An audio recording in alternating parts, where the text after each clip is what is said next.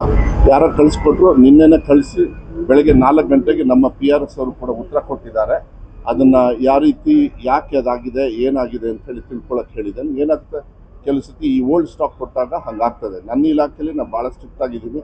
ಏನಾದ್ರು ಅಧಿಕಾರಿಗಳಾಗಲಿ ಇಲ್ಲಾಂದರೆ ಯಾರು ಸಪ್ಲೈ ಮಾಡ್ತಾರೆ, ಯಾಕೆಂದರೆ ನನಗೆ ಗೊತ್ತಾಗಲ್ಲ, ಅದೆಲ್ಲ ನಾವು ಡಿಸೆಂಟ್ರಲೈಸ್ ಮಾಡಿಬಿಟ್ಟಿದ್ವಿ, ಸೆಂಟ್ರಲೈಸ್ ಮಾಡಿಲ್ಲ ಅಂತ.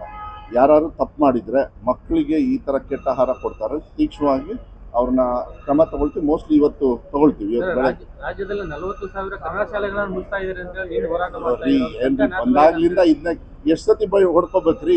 ವಿಧಾನಸೌಧದಲ್ಲಿ ಏನು ಹೊಡ್ಕೊಂಡೆ ನಾನು? ನಿನ್ನೆ ಏನು ಮಾತಾಡಿದೆ ನಾನು? ನೋಡಿದ್ರ ನಿನ್ನೆ? ಅಲ್ಲ, ಹೋರಾಟ ಮಾಡಲಿ. ಕ್ಲೋಸ್ ಮಾಡ್ತೀನಿ ಅಂದವ್ರು ಯಾರು?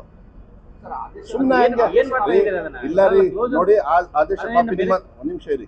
ಆದೇಶ ಕಾಪಿ ಐತಾ? ನೀವು ಮಾಧ್ಯಮದವ್ರು ಹುಷಾರಾಗಿರ್ಬೇಕು, ತಿಳ್ಕೊಳ್ಳಿ, ನೋಡಿ. ಆದೇಶ ಎಲ್ಲೂ ಕೂಡ ಇಲ್ಲ. ಆಮೇಲೆ ವಿಧಾನಸೌಧದಲ್ಲಿ ಇದೆ, ಮಧು ಬಂಗಾರಪ್ಪ ಹೇಳಿಲ್ಲ, ನಾನು ನಿಮಗೆ ಕೇಳಿಸ್ಲಿಲ್ಲ. ಇದೆಲ್ಲ ನೋಡಿ, ಮಾಧ್ಯಮದವ್ರು ನಿಮ್ಮ ರೆಸ್ಪಾನ್ಸಿಬಿಲಿಟಿ ಇದೆ. You have to go with the government when they say something good. ಏನಿಲ್ಲ, ಅವೆಲ್ಲ ನಾನು ಹೇಳ್ತಿರಲಿಲ್ಲ. ಕೆಲವು ರಿಲೀಸ್ ಮಾಡೋರು ಅದನ್ನ ನಂಬ್ಕೊಂಡು ಕೂತ್ಕೋತಿರಲ್ಲ. ಇಲ್ಲಿ ಮಿನಿಸ್ಟ್ರು ಎದುರುಗಡೆ ಹೇಳ್ತಾ ಇದ್ದಾರೆ.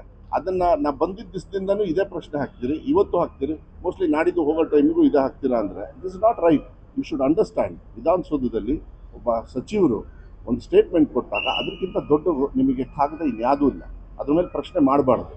ಸರ್ಕಾರ ಅದ್ರ ಮೇಲೇ ನಡೆಯೋದು. ಮುಖ್ಯಮಂತ್ರಿಗಳಾಗಲಿ ಮಂತ್ರಿಗಳಾಗಲಿ ಒಂದು ಕಾನೂನು ಬಂದಾಗ ಅದು ನಡೀತದೆ.